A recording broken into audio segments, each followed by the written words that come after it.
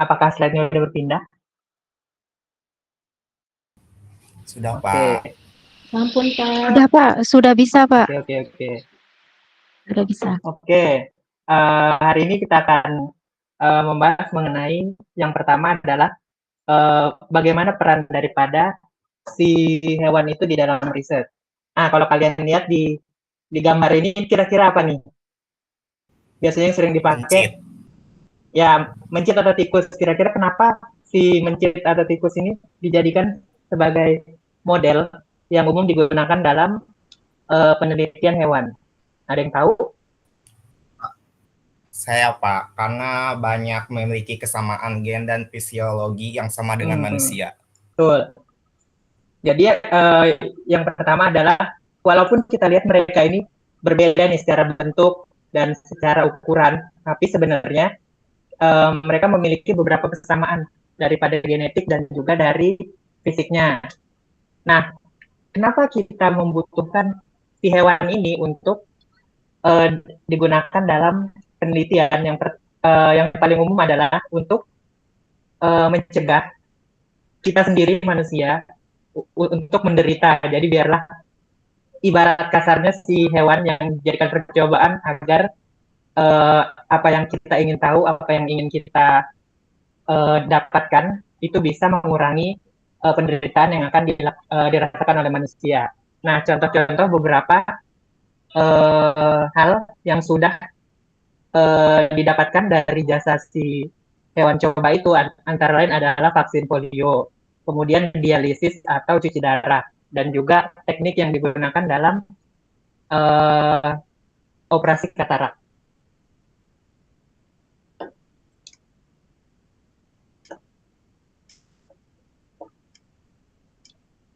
Oke. Nah, kemudian selain si tikus tadi ada juga yang namanya zebrafish atau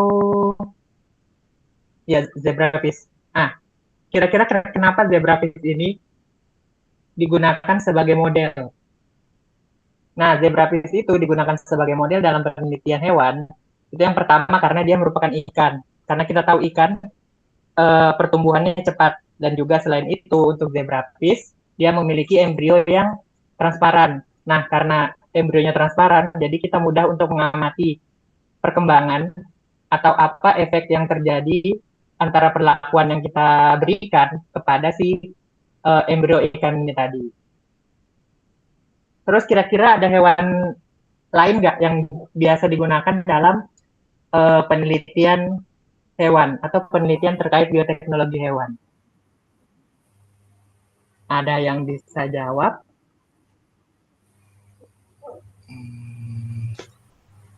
Izin menjawab, Pak. Mungkin salah satunya adalah amfibi atau contohnya kodok atau katak. Kenapa jawabannya kodok atau katak?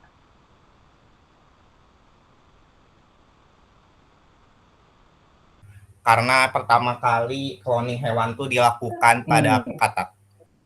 Bisa. Nah, sebenarnya banyak. Selain katak, apa lagi kira-kira?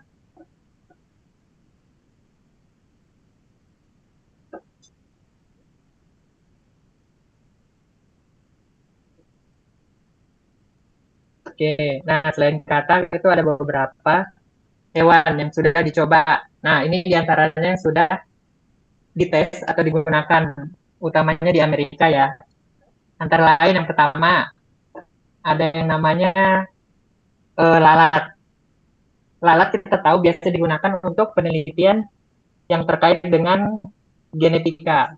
Kemudian ada juga tikus tadi sudah dijelaskan. Ada juga primata seperti monyet yang digunakan untuk penelitian biomedik seperti penelitian terkait dengan HIV dan sebagainya. Nah, dalam melakukan penelitian terkait hewan, kita perlu mengikuti yang namanya regulasi atau yang biasa disebut dengan etik. Nah, etik itu ada beberapa yang umum. Biasanya seperti di Amerika. Biasanya peneliti yang menggunakan hewan di Amerika, mereka harus mengikuti standar baik dari laboratorinya bentuknya baik dari eksperimental desainnya itu yang sudah diformulasikan oleh National Academy of Sciences. Kemudian ada juga dari UK, itu biasanya mengikuti the ARRIVE guidelines, yaitu Animal Research Reporting of in vivo experiment. Ini juga sekarang ARRIVE guidelines ini digunakan secara luas. Jadi ketika kita ingin publikasi penelitian kita terkait dengan hewan, itu biasanya harus mengikuti guidelines dari the ARRIVE ini. Kemudian ada juga regulasi yang ditetapkan oleh masing-masing negara atau masing-masing tempat di mana kita melakukan penelitian. Nah, intinya daripada etik itu adalah 3R ini. Yang pertama, kita harus reduce atau mengurangi penggunaan spesies dengan tingkat taksa yang tinggi seperti kucing, anjing, atau primata. Ketika penelitian yang kita lakukan bisa untuk tidak menggunakan hewan dengan spesies dengan taksa tinggi ini, maka lebih baik kita menggunakan hewan yang taksanya lebih rendah. Kemudian yang kedua, replace yang tadi. Ketika masih dimungkinkan kita untuk tidak menggunakan animal, maka sebaiknya kita replace animal tadi dengan model alternatif yang lain. Dan yang ketiga, ketika kita memang harus menggunakan animal, kita harus memastikan bagaimana metode yang kita gunakan, yang sudah dites di animal tadi, itu bisa diperbaiki untuk sesuai dengan penempatannya pada manusia nanti. Dan juga memperbaiki apa yang sudah kita lakukan pada hewan ini untuk kedepannya, untuk mengurangi penggunaan atau eksperimen yang tidak perlu kepada hewan tadi lagi. Nah, untuk mengurus tentang regulasi, itu kita harus memikirkan ada beberapa hal. Yang pertama, spesies target atau hewan yang ingin kita gunakan dalam penelitian itu statusnya gimana?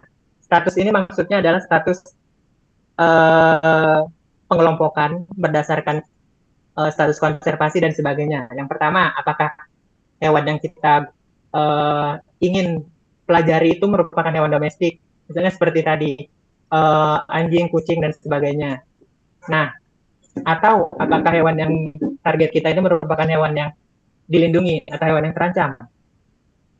Kemudian kita juga perlu mengecek untuk sampling, di mana kita sampling hewan yang akan kita gunakan untuk penelitian tadi. Apakah kita sampling ngambil hewan dari pasar, atau dari peternakan, atau dari kawasan yang dilindungi. Nah, ketika kita menggunakan target hewan yang dilindungi yang berada di dalam kawasan yang dilindungi tadi, itu kita harus mengecek bagaimana permit, apakah permit dibutuhkan, apakah izin dibutuhkan untuk mengambil sampel di wilayah tadi.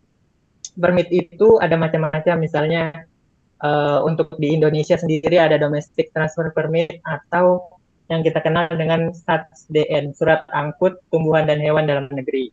Kemudian ketika kita mengangkut hewan dari luar negeri atau kita membawa hewan dari Indonesia ke luar negeri, kita harus mengurus yang namanya CITES Export atau Import Permit.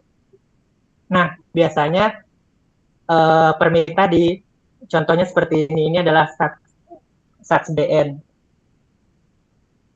Untuk hewan, karena saya pernah penelitian dengan hewan yang dilindungi, maka SATS-DN itu dibutuhkan untuk mengangkut hewan dari tempat asalnya ke laboratorium. Kemudian ini juga merupakan permit atau perizinan yang dikeluarkan oleh Departemen Perikanan Thailand. Kemudian apa gunanya nanti?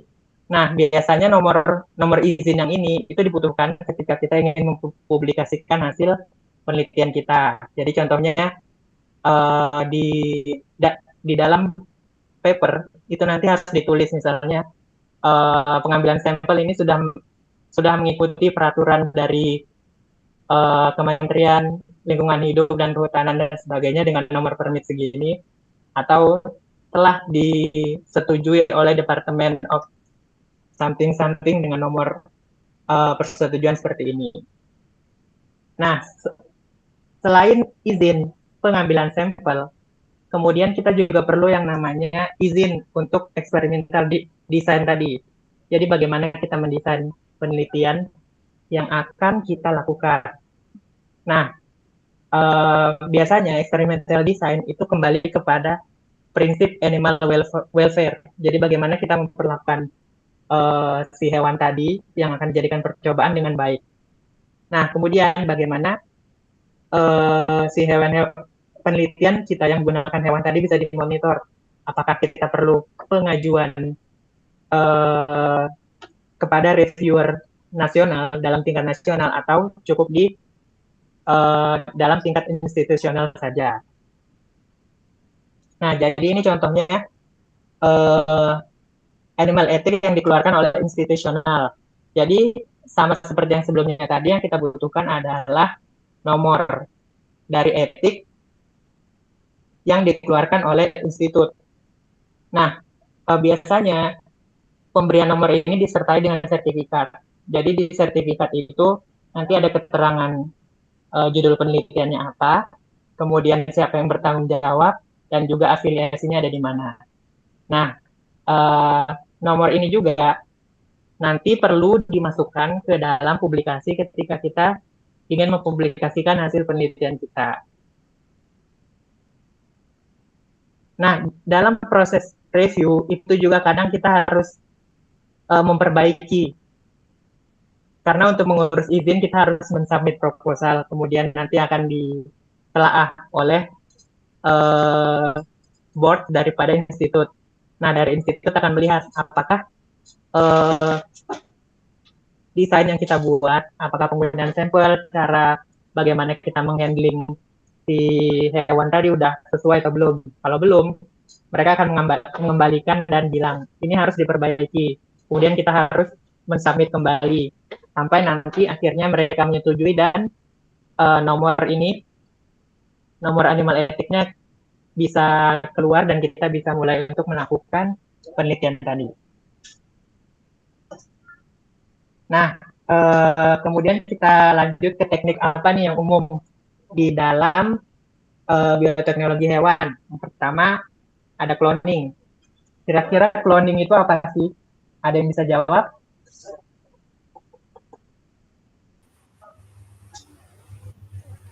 Bisa nih dilihat dari gambar ini. Kira-kira dari gambar ini bisa mendefinisikan cloning itu apa? Izin menjawab, Pak. Jadi cloning hewan itu satu proses di mana keseluruhan organisme hewannya dibentuk dari satu sel yang diambil dari organisme induknya dan secara genetika membentuk individu baru yang identik sama. Oke.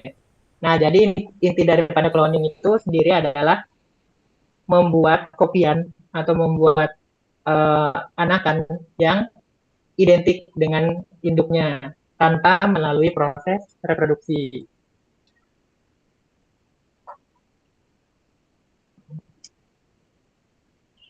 Nah, kemudian bedanya apa sih anakan hasil cloning dengan anakan dari hal yang normal atau yang alami? Yang pertama, ketika anakan itu berasal dari alami, dia harus melalui yang namanya sexual intercourse. Kemudian karena tadi dia merupakan terjadi secara alami, maka dia merupakan dual contribution atau kontribusi ganda daripada indukan jantan dan juga indukan betina. Sedangkan cloning, dia merupakan kontribusi tunggal atau hanya diambil dari satu indukan saja. Karena dia diambil dari satu indukan saja, maka dia pasti memiliki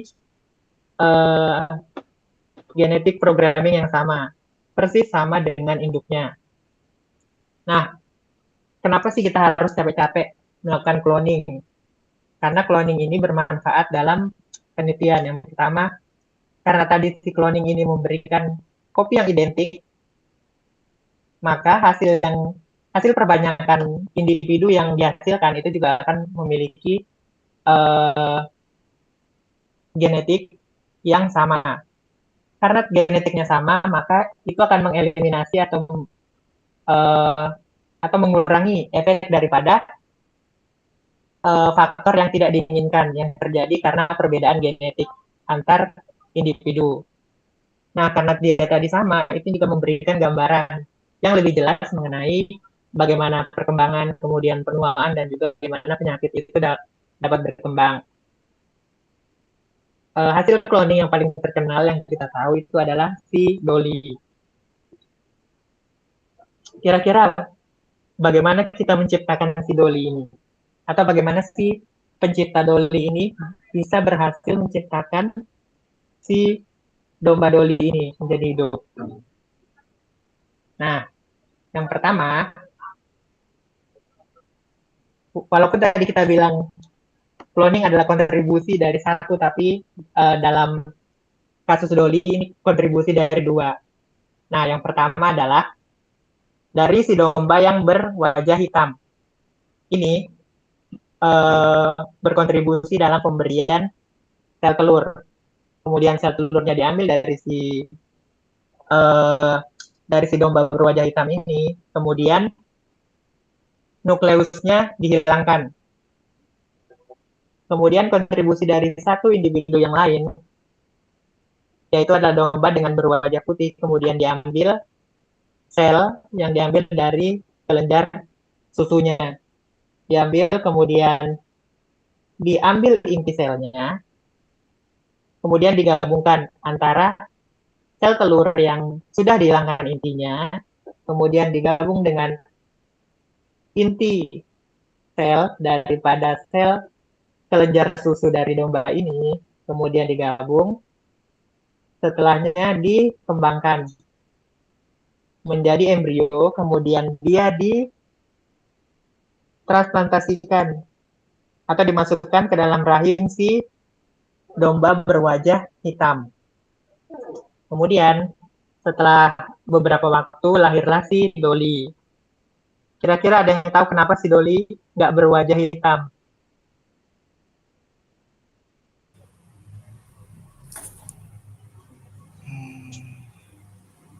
Padahal kan yang telurnya dari si hitam ini. Kemudian yang ngandung juga si hitam. Kok dia wajahnya jadi putih? Izin menjawab Pak, karena inti sel telur yang di domba warna hitam sudah dihilangkan dan diganti dengan yang berwajah yang tidak berwajah hitam. Betul ya. Jadi karena penyumbang materi genetiknya, yaitu inti yang disimpan di dalam inti sel itu berasal dari si domba yang berwajah putih. Makanya setelah dia dikembangkan, lahirlah si Dolly yang berwajah putih, bukan hitam. Nah, walaupun cloning ini memiliki manfaat, tapi dia juga masih memiliki beberapa limitasi. Yang pertama, donor yang digunakan untuk selnya itu harus berasal dari organisme yang hidup. Untuk sekarang masih belum bisa menggunakan donor dari sel yang telah mati. Kemudian, seperti kita tahu bahwa output atau fenotipik yang terlihat itu merupakan interaksi antara faktor genetik dan juga faktor lingkungan. Nah, ketika genetiknya walaupun sama, namun dia dipaparkan pada faktor lingkungan yang berbeda, maka kemungkinan outputnya tidak lagi sama persis. Kemudian, karena tadi diambil daripada donor sel dari organisme yang hidup, maka umur dari klon itu akan sama dengan umur dari sel yang diambil. Selanjutnya juga beberapa proses masih perlu diperbaiki karena beberapa seperti enzim dan sebagainya itu masih tidak bisa sempurna pada organisme hasil cloning.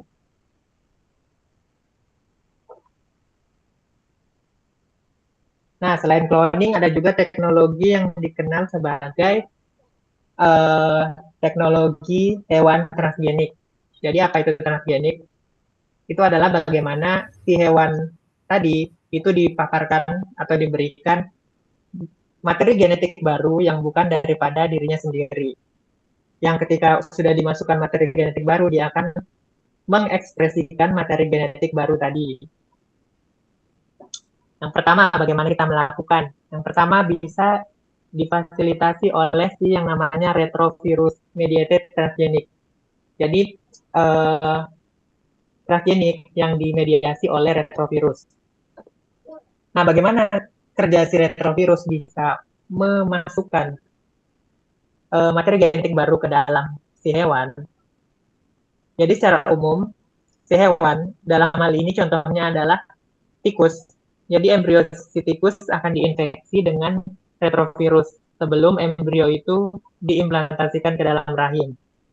Nah, karena retrovirus tadi mengandung DNA, maka DNA yang ada di dalam retrovirus akan masuk ke dalam genom si embrio tadi.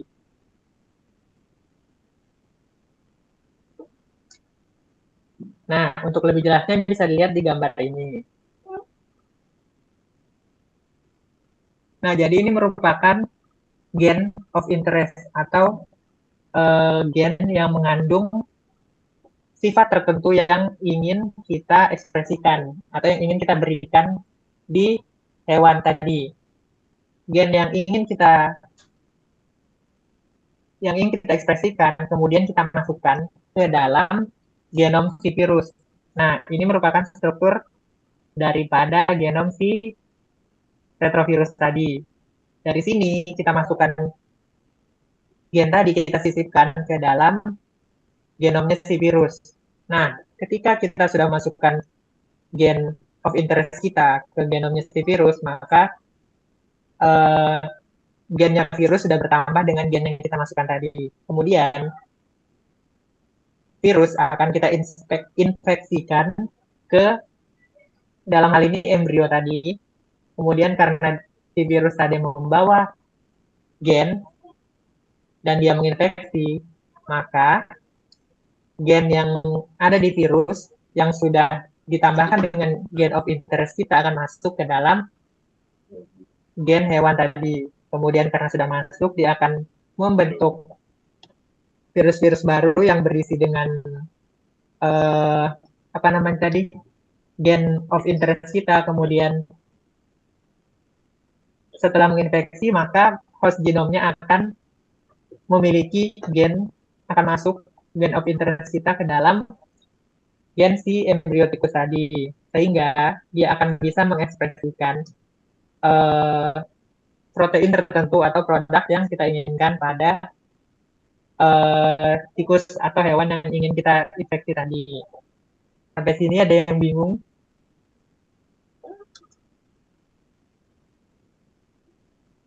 Kalau bingung boleh tanya loh.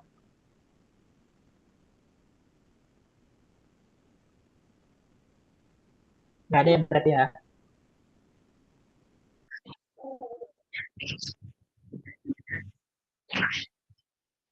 Adik-adik boleh langsung ditanyakan ya jika ada yang bingung, karena nanti sebelum pindah ke slide selanjutnya begitu.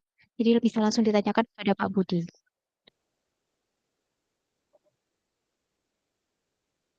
Dan monggo. Baik, izin bertanya, Bu. Untuk prosesnya sendiri itu seperti apa ya untuk proses lengkapnya? Mulai dari transduksi itu seperti apa, terus formulasi itu seperti apa, terus infection itu seperti apa? Karena kan seperti yang kita ketahui, kita kan nggak dari kurikulum yang sama, jadi ada dari beberapa dari kita yang masih bingung soal materi ini. Seperti itu. Oke. Terima kasih. Oke, baik. Untuk itu, kayaknya kalau dijelaskan secara detail akan lama. Nah, jadi secara singkat aja.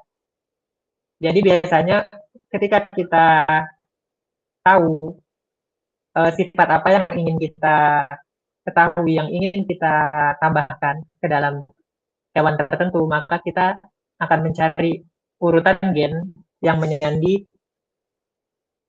sifat tadi. Kemudian setelah kita tahu, kita akan desain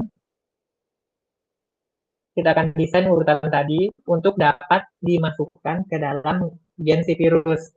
Nah, biasanya ini menggunakan enzim restriksi, kemudian enzim ligasi untuk memasukkan si urutan gen yang sudah kita desain tadi, kemudian dimasukkan ke dalam genom si virus, bisa dilihat di sini. Ini yang dimaksud dengan hot genome adalah genom daripada si virus tadi. Kemudian kita sisipi ini. Nah, karena kita sisipi gen ini, maka gen si virus menjadi mengandung gen yang sudah kita desain tadi. Sampai sini,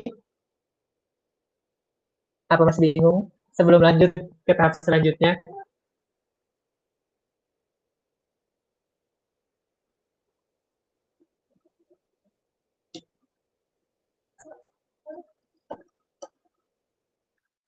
Bagaimana Wildan?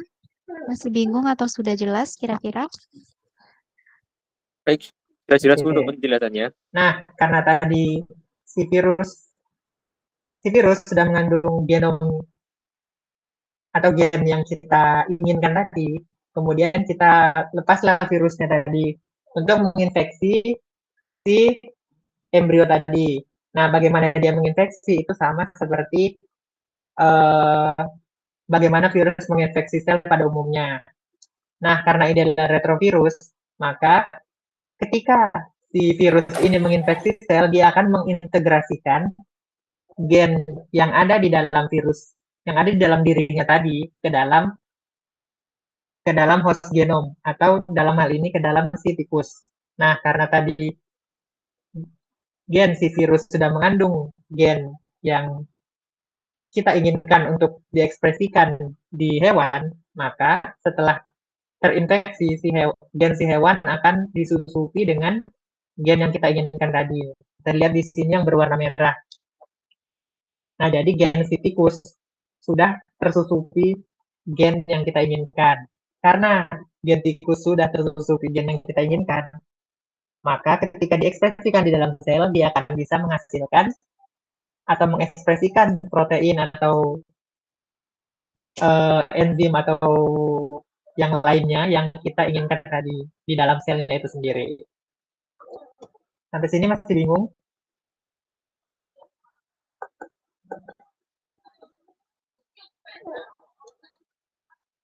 Kalau enggak, kita lanjut ya.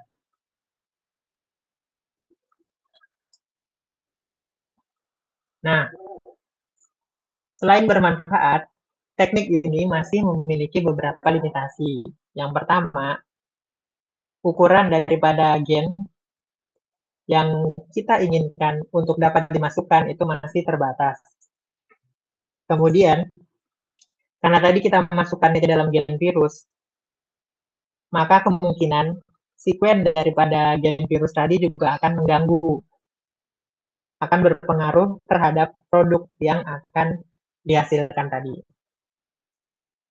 Karena gen virus juga dapat menyandi beberapa protein yang bisa dihasilkan ketika dia diekspresikan. Selanjutnya ada yang disebut dengan pronuclear microinjection. Nah, apa itu pronuclear microinjection? Jadi ini adalah menyuntikkan gen yang kita inginkan pada tahap sedini mungkin sebelum perkembangan si zigot. Nah, jadi bagaimana kita melakukannya? DNA yang kita inginkan tadi diinjeksikan secara langsung ke dalam nukleus, bisa ke dalam nukleusnya sperma atau ke dalam nukleusnya sel telur sebelum dia bergabung.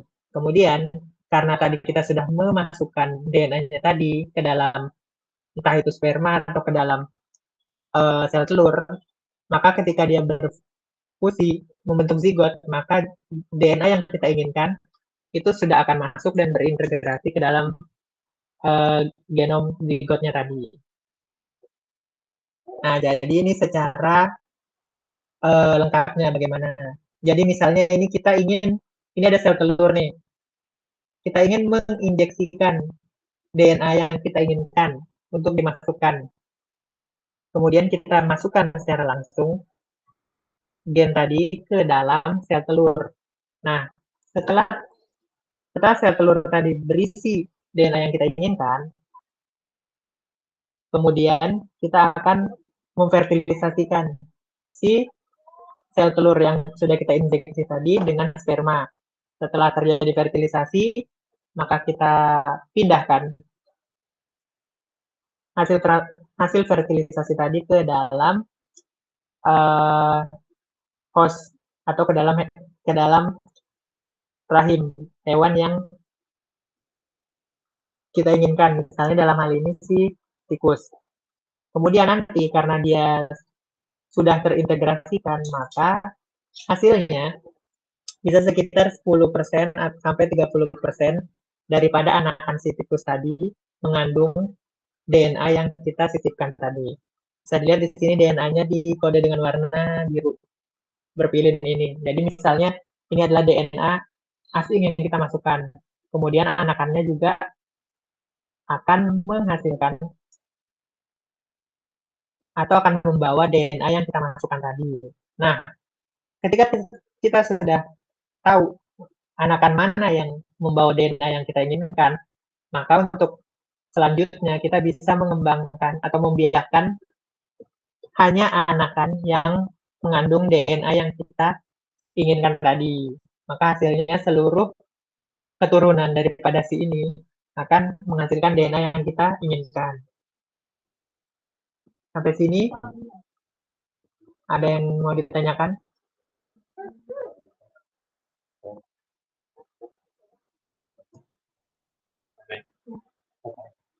Sebenarnya kurang lebih sama. Iya, Rafli, monggo. Pak, saya izin bertanya, metode mikroinjeksi ini kan sudah dilakukan pada tahun 1963 oleh bernama Gurdon pada telur amfibi dengan menginjeksikan sitoplasma ke dalam zigot. Tapi itu hasilnya tidak berpengaruh pada perkembangan embrio selanjutnya. Kemudian dicoba lagi dengan menginjeksi RNA pada oosit amfibi, ternyata mampu mengkode peptida. Nah, itu alasannya kenapa menginjeksi sitoplasma ke dalam zigot itu tidak membuahkan hasil, Pak. Terima kasih. Oke. Nah, karena di dalam tadi sitoplasma itu mengandung hal lain selain daripada DNA, ada organel, ada enzim, ada macam-macam yang ketika dimasukkan dia bisa mendegradasikan dirinya sendiri. Nah, ketika kita menginjeksikan hanya DNA, berarti kita sudah menginjeksikan seperti apa inti yang kita inginkan. Nah, karena kita sudah hanya menginjeksikan si DNA tadi, maka dia bisa langsung berintegrasi dengan genom daripada hewan yang kita tuju tadi. Kenapa dengan sitoplasma tidak? Karena kembali lagi di dalam sitoplasma itu ada yang lain selain daripada si DNA tadi yang bisa menghambat perintegrasian antara gen yang kita inginkan ke dalam gen hostnya.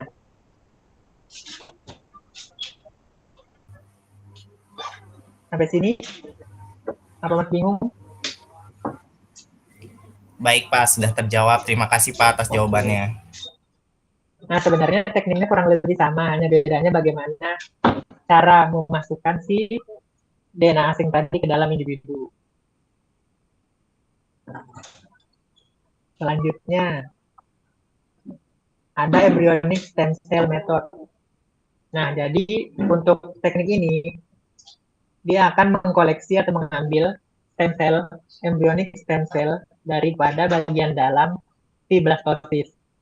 Kemudian, si sel tadi dicampurkan dengan DNA. Karena tadi dicampurkan, maka beberapa stem cell itu akan mengabsorpsi DNA yang dicampurkan dengan dia tadi. Dan juga DNA tadi akan bertransformasi dan juga berintegrasi ke dalam materi genetiknya si stem cell tadi. Setelah dia bergabung, maka stem cell tadi akan dikembalikan atau diinjeksikan kembali ke dalam blastosisnya tadi. Nah, lebih jelasnya seperti ini. Nah, ini yang digambar ini adalah blastosis. Jadi hasil daripada perkembangan antara sel fertilisasi maka akan membentuk inner mast cell. Nah, jadi massa sel di dalam ini yang akan diambil, kemudian setelah diambil dia akan dikultur atau diperbanyak. Setelah diperbanyak, dia akan dicampurkan dengan uh, gen yang kita inginkan tadi. Bisa dilihat di sini dengan kotak warna merah. Ketika dia dicampurkan, beberapa sel akan mengabsorpsi si kotak merah ini ke dalam dirinya. Nah, kemudian setelah kita tahu bahwa ada sel yang mengabsorpsi si DNA asing yang kita inginkan tadi, maka kita ambil hanya sel yang memiliki atau yang sudah mengabsorpsi gen target kita tadi. Kemudian kita perbanyak di dalam kultur. Setelah dia banyak dalam jumlah yang cukup, maka kita kembalikan. Kita masukkan dia kembali ke dalam uh, inner cell-nya si blastosis tadi. Setelah kita masukkan, kita implankan ke dalam rahimnya si tikus. Kemudian nanti ada anakan daripada si tikus tadi yang akan membawa gen yang kita inginkan di dalam tubuhnya dia. Sampai sini ada yang mau ditanyakan?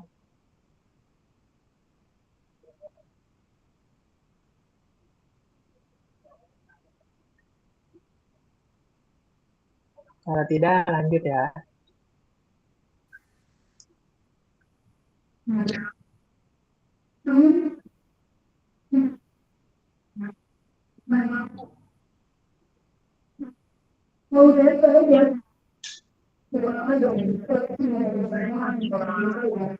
Iya, Rafli ada yang bisa ditanyakan? Saya izin bertanya Pak, maaf sekali lagi. Stem cell ini kan melibatkan sel ES dan sel germ primordial. Nah itu maksudnya apa ya Pak? Sel ES ini dan sel germ primordial itu seperti apa?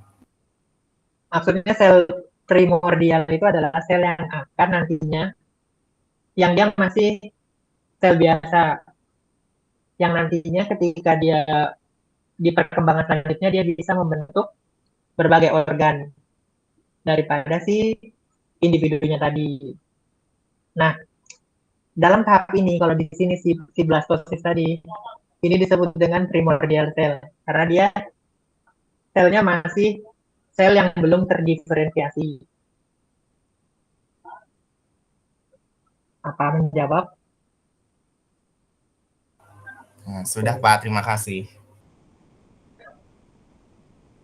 Adik-adik masih ingat nggak tentang stem cell itu apa? Nah, dengar nggak kira-kira stem cell itu apa?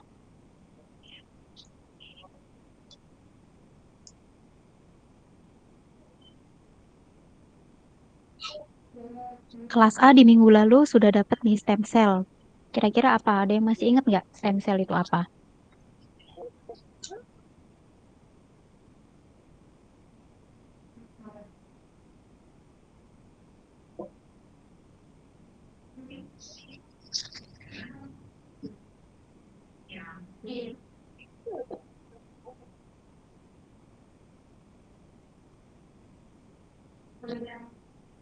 Saya ingat minggu lalu yang jawab Wildan.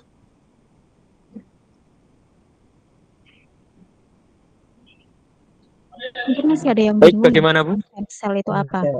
Stem cell. Baik, izin menjawab. Untuk stem cell itu sendiri adalah sel atau sel punca yang di dalam tubuh itu dapat berdiferensiasi atau berubah menjadi sel-sel lain yang lebih kompleks. Jadi intinya dia seperti induk dari segala macam sel. Seperti itu. Ya. Betul ya Pak Budi ya? Nah, tadi dari Terus ada yang bertanya. nah, Bagaimana dari Pak? definisi tadi kita menyebutnya sebagai primordial juga. Masa sifatnya adalah sifat primordial. Sedangkan namanya disebut dengan stem cell.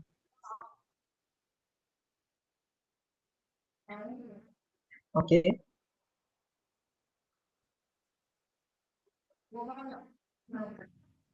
Tadi ada yang angkat tangan lagi, Safira. Saya lihat ya. Ada yang ditanyakan, Safira? Tidak ada Ibu, mohon maaf.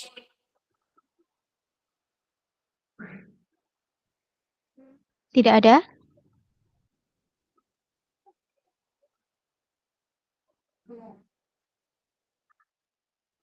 Kafil, monggo Kafil. Izin bertanya Bapak, ada berapa jenis-jenis stem cell? Jenis stem cell.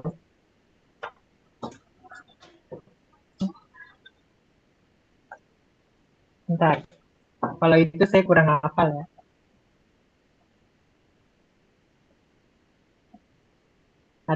Maksudnya ada berapanya gitu.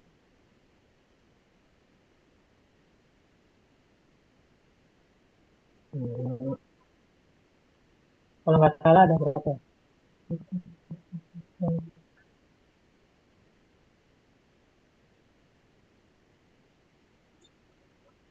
Kalau untuk jenisnya saya kurang tahu, karena saya nggak secara langsung berkecimpung di dalam sistem sel tadi. Kayaknya sudah minggu lalu ya, di ini, kata Ibu Sinta.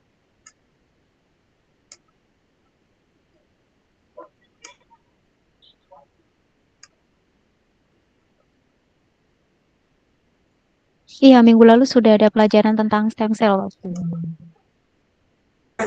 Oke, terima kasih Bapak Ibu.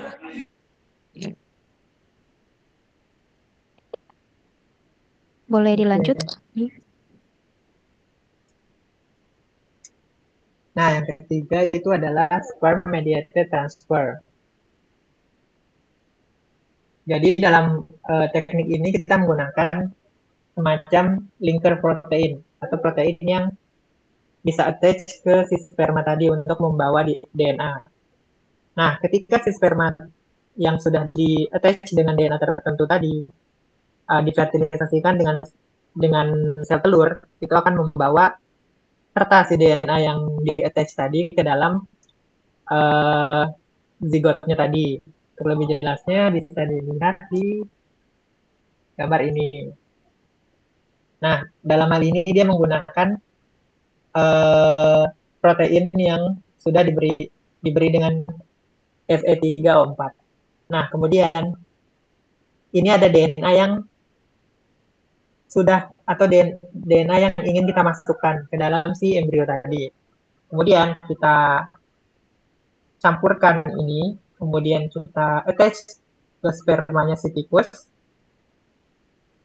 Setelah itu kita akan seleksi, kita akan lihat sperma mana yang sudah terattach atau tertempel dengan DNA yang ingin kita masukkan tadi. Kemudian setelah itu sperma yang sudah diseleksi tadi akan dicampurkan, akan difertilisasikan dengan oosit secara in vitro. Kemudian setelah dia berfertilisasi, maka dia akan kembali ditransplantasikan ke dalam rahim si tikus. Kemudian nanti anakan daripada si tikus akan menghasilkan atau membawa gen yang sudah kita masukkan tadi. Sampai sini ada pertanyaan?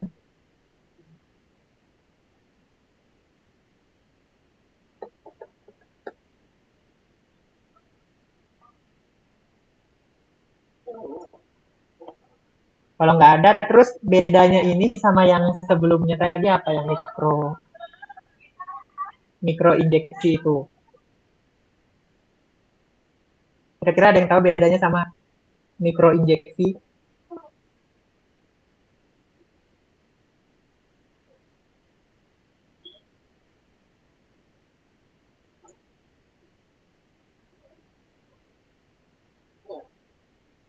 Izin menjawab Pak.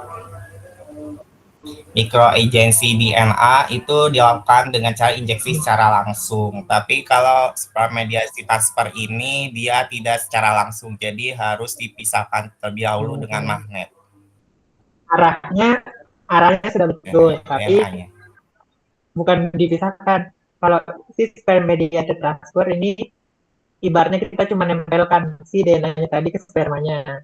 Magnet di sini untuk ngelihat, karena tadi ini mengandung reporternya atau penandanya tadi mengandung senyawa besi kan. Nah, makanya dia akan terkumpul di magnet. Gunanya senyawa besi tadi atau gunanya magnet ini untuk menyeleksi sperma mana yang sudah tertempel dengan DNA yang kita inginkan. Ketika si sperma itu belum tertempel, maka dia tidak akan tertarik ke arah si magnet ini. Tuh. Jadi bedanya ini dengan yang sebelumnya, kalau sebelumnya itu betul diinjeksikan secara langsung ke dalam si spermanya, sedangkan ini hanya ditempelkan di spermanya tadi. Kemudian selanjutnya adalah karena tadi kita sudah memasukkan gen tertentu ke dalam hewan. Nah, hewannya itu kita sebut dengan hewan transgenik. Nah, di dalam peternakan atau dalam pertanian itu banyak sebenarnya yang sudah kita temui hasil daripada bioteknologi tadi yang berupa hewan transgenik. Nah, kenapa hewan transgenik itu digunakan di dalam pertanian? Karena kita ingin menghasilkan produk yang unggul. Di antaranya mereka para peneliti sudah menggunakan teknik ini untuk menghasilkan telur yang rendah kolesterol dan juga tinggi protein. Kemudian juga sudah digunakan untuk memperbaiki quality dan juga kuantitas daripada produksi susu. Ada juga yang menggunakannya untuk meningkatkan kandungan protein di dalam susu. Selain itu, ada juga yang menggunakan teknik transgenik untuk menghasilkan hewan yang mengandung gen yang sudah memiliki antimikrobia. Jadi, hewan ini sudah kebal terhadap infeksi daripada penyakit yang disebabkan oleh mikrobia. Selain itu, ini ada juga contohnya yang dilakukan di University of Edinburgh. Mereka memodifikasi si ayam tadi untuk menghasilkan telur yang mengandung protein yang bermanfaat dalam imun sistem manusia.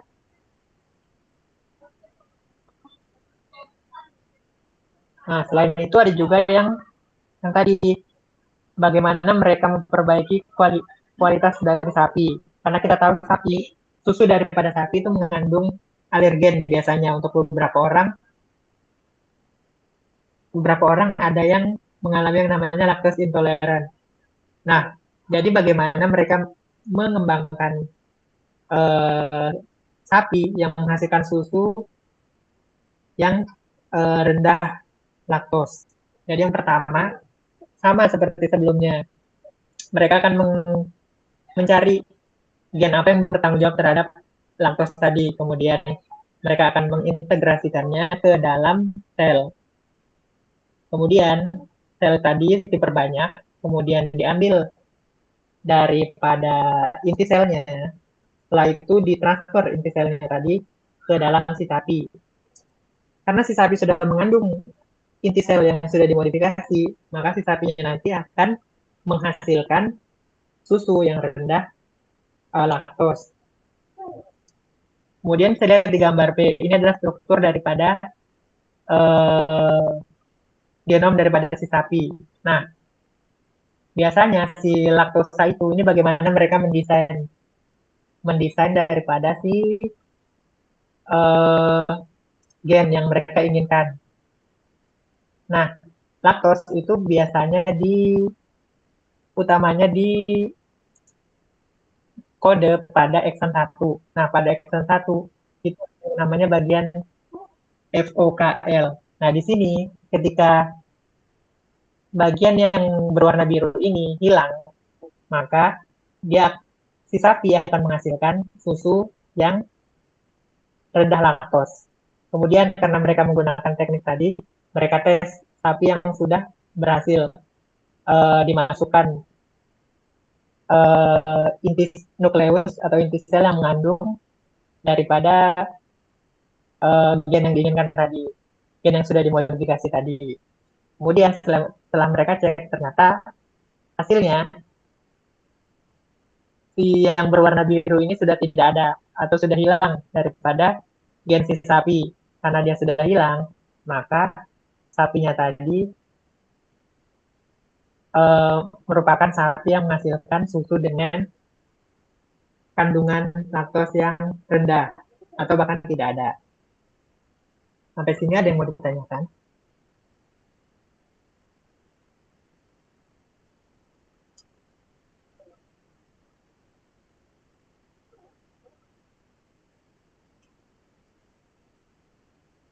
Kalau tidak, kita lanjut ya. Nah, selain tadi kita bisa memodifikasi untuk menghasilkan produk, kita juga bisa menggunakan si animal atau si hewan tadi sebagai bioreaktor.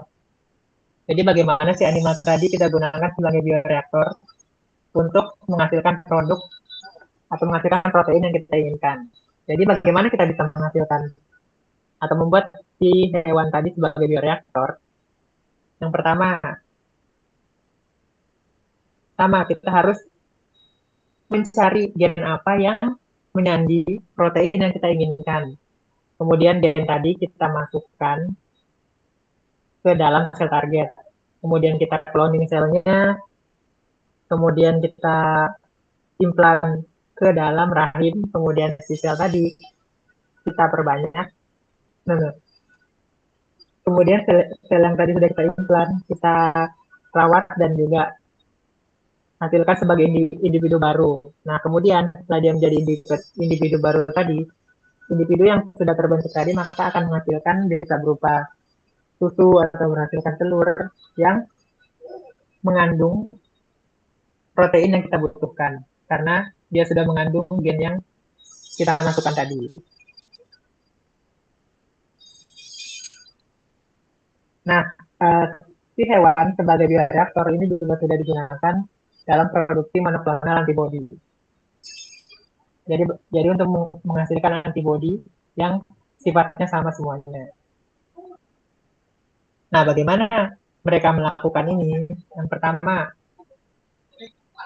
mereka memverifikasi si antigen dari antigen tertentu. Kemudian antigen tadi diinjeksikan ke dalam si tikus.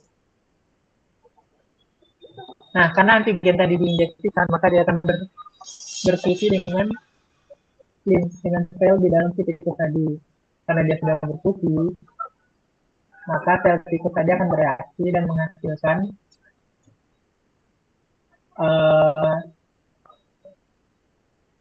dia akan menghasilkan si sel yang sudah mengandung antigen tadi. Kemudian sel yang mengandung antigen akan diperbanyak, dikultur. Setelah dikultur, sel yang mengandung antigen dia akan bisa menghasilkan antibody. Kemudian kita bisa memisahkan antibody-nya tadi untuk diperbanyak dan dihasilkan sebagai produk antibody monoklonal. Ada yang ditanyakan?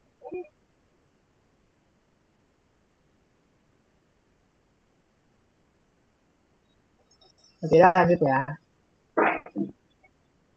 Nah, selain tadi antibody, kita juga bisa menggunakan hewan transgenik sebagai bioreaktor untuk menghasilkan peptida dari plasma yang kita inginkan. Dalam hal ini kita menggunakan si sapi. Nah,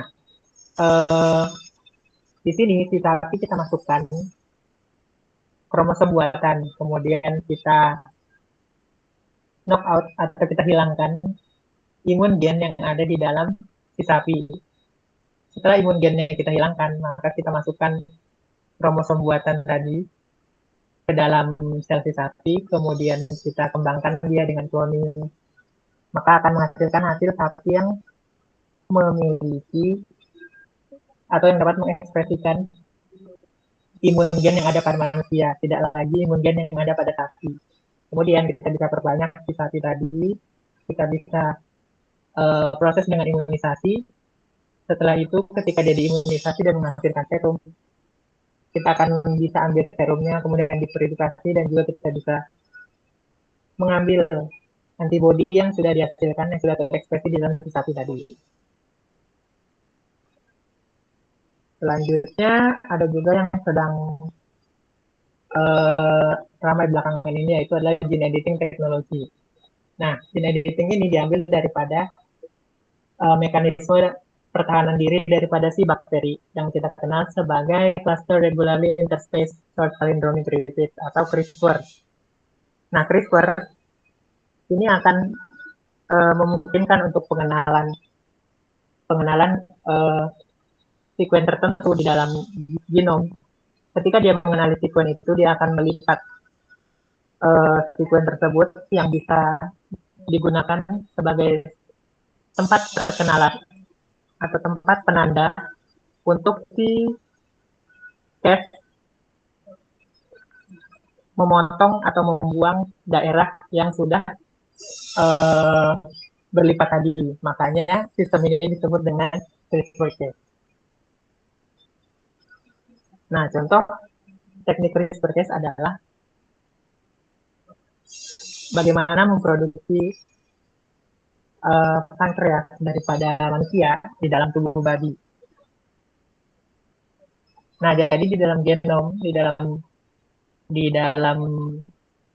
selnya si babi, kita hilangkan gen yang disebut dengan PDX1 dengan teknologi CRISPR. Karena tadi CRISPR dia bisa melipat bagian DNA tertentu dan juga bisa memotong dan menghilangkan.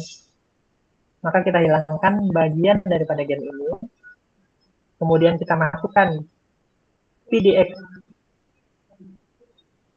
satu gennya manusia ke dalam ini, kemudian nantinya sel tadi yang sudah dimodifikasi dia akan bisa menghasilkan pankreas manusia, bukan menghasilkan pankreas daripada si babi.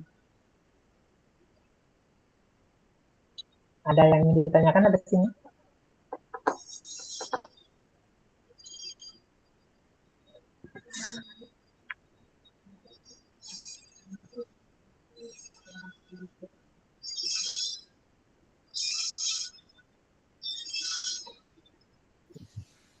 Adik-adik ada yang ditanyakan tentang gene editing teknologi yang memakai CRISPR-Cas?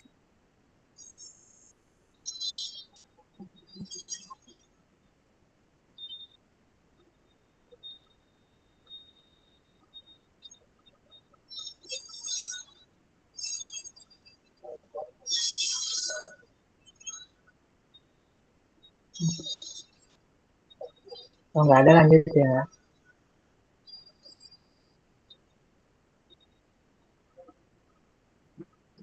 Tidak ada yang bertanya? Atau masih bingung? Bingung kayaknya. Ya, bingung kayaknya.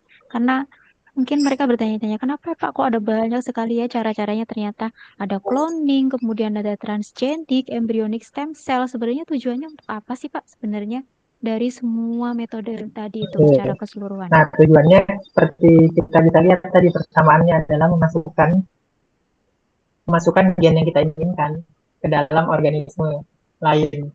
Kemudian si organisme lain tadi akan menghasilkan atau mengekspresikan gen yang kita inginkan untuk kita bisa dapatkan produk yang kita mau.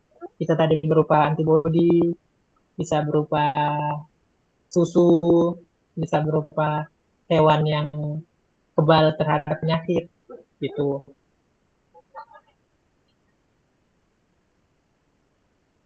Nah, untuk gen editing sendiri bisa diibaratkan kayak ini nih biar mudah memahaminya. Ibaratnya kita mau motong kertas. Nah, untuk motong kertas kita biasanya tandain dulu pakai spidol kan, sebelum kita gunting. Atau kita tandain pakai spidol terus kita kasih penggaris. Nah, jadi itu bisa dianalogikan dengan si gene editing tadi. Jadi bagaimana si kompleks CRISPR-Cas ini, satunya bertindak sebagai gunting, satunya bertindak sebagai garis yang sudah kita tandai tadi. Nah, karena tadi kita sudah tandai kertasnya dengan garis, maka kita tahu kita harus motong di bagian mana atau bagaimana kita motong ngikutin garis. Itu sama juga berlaku di gen editing tadi. Jadi kalau kertasnya kita anggap sebagai gen manusia, kemudian kita garis atau kita cari bagian mana yang ingin kita potong. Kemudian karena tadi kita sudah tandai, sudah kita tandain pakai spidol, terus jadinya kita bisa gunting secara tepat bagian mana yang ingin kita gunting. Begitu. Ada pertanyaan? Atau masih bingung? Bisa dipahami adik-adik kira-kira?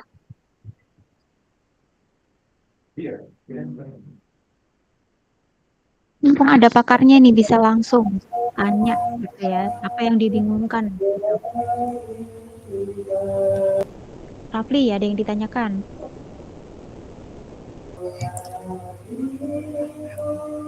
Saya ingin mengulang kembali apa materi tentang gene editing ini menggunakan CRISPR-Cas9. Jadi ini intinya CRISPR-Cas9 ini apa gene editing ini itu apa ya? Menghilangkan DNA yang kita mau terus kita buang dan gantikan dengan DNA yang mau kita ekspresikan. Ya. Begitu bukan, Pak? Betul, tapi agak kelebihan sedikit nih. Nah, intinya ya benar gene editing tadi atau CRISPR-Cas ini bagaimana kita bisa menandai genom untuk bisa dipotong dan dibuang bagian yang kita mau tadi. Intinya sampai situ. Kalau misalnya kita masukkan gen yang lain itu nanti namanya beda lagi tuh.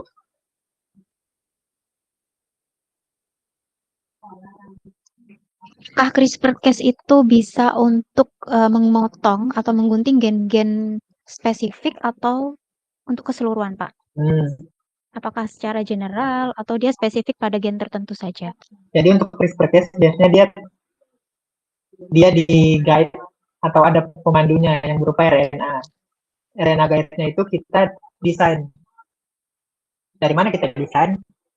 Ya dari kita mengetahui urutan daripada gen yang kita inginkan tadi. Jadi urutan dari gen yang kita inginkan di mana. Terus kita tahu karakteristik gennya.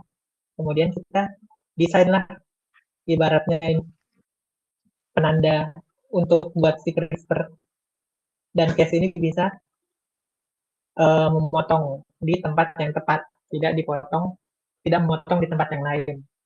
Jadi si CRISPR-Cas ini dia spesifik, bukan secara umum. Nanti bagaimana kita mendesain si penandanya tadi yang berupa RNA guide. Begitu.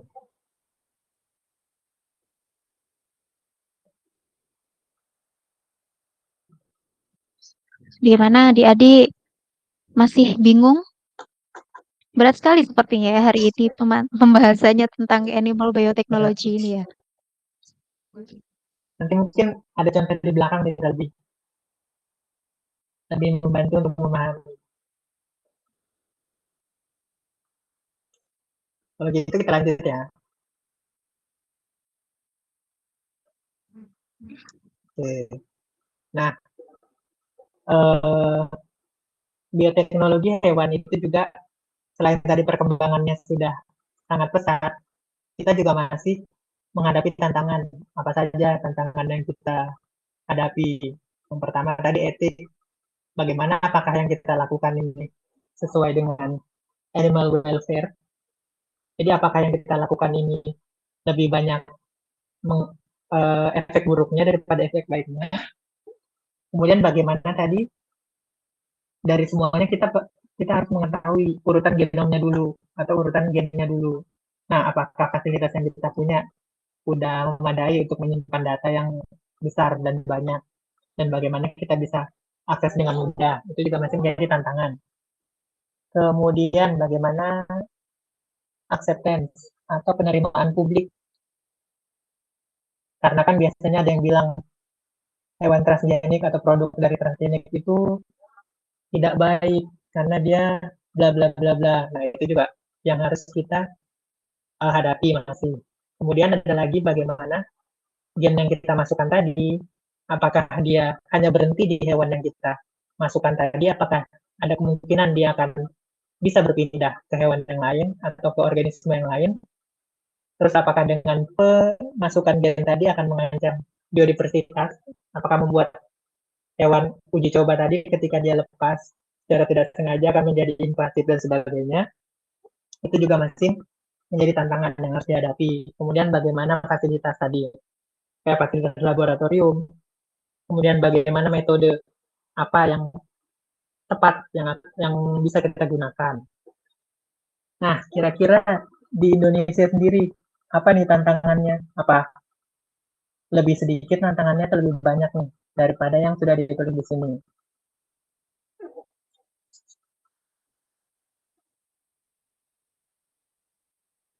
Ada yang mau berpendapat?